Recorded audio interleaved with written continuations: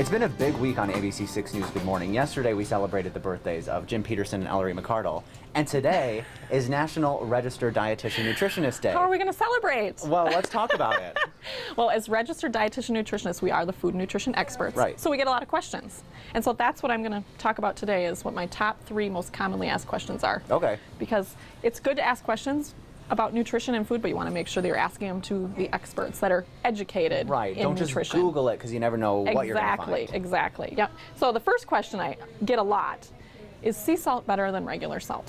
Sure. And you might even have that same Yeah, question, I don't know Kenny. the answer. And if you looked at them, they're pretty similar looking. The only difference is flavor. Sodium content is actually almost equivalent, within 200 or 300 milligrams. But people tend to use less of the sea salt because it has kind of a more potent flavor.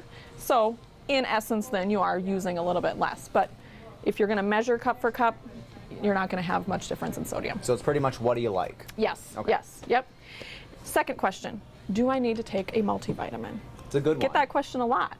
And the Dietary Guidelines for Americans back in 2010, they noticed that there were 4 nutrients that are of most concern that most Americans are actually low in. Okay. Potassium, fiber, calcium, and vitamin D.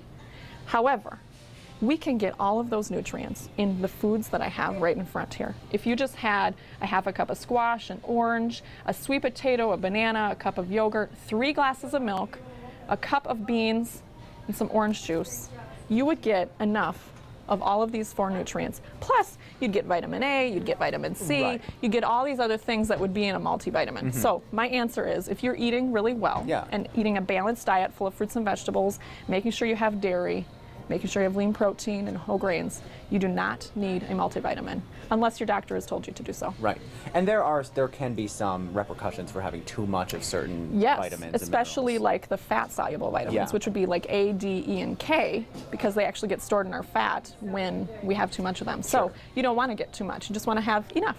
And you can do that with food. All right. And the last question I most commonly get, do I really need to eat breakfast? Is it that important? I'm really busy in the morning. Right. Does Everyone's it really matter? busy. Yes. It really does matter because of 2 reasons. If you don't eat breakfast, you're making your metabolism actually just slow down. And everybody wants a faster metabolism, right? So the number 1 way to do that is start eating breakfast, because it jump starts you from being fasting all night long, and you're ready to go. The second reason to make sure that you eat breakfast is that you're going to get nutrients that you otherwise miss out on for the rest of the day. So if you don't eat breakfast, you're most likely going to overeat the rest of the day. Right. And you don't want that, because that just ends up creating, a little bit more overweight. So what I have here is a really simple breakfast idea that will get you out the door. You just take a whole grain waffle, broil it or toast it.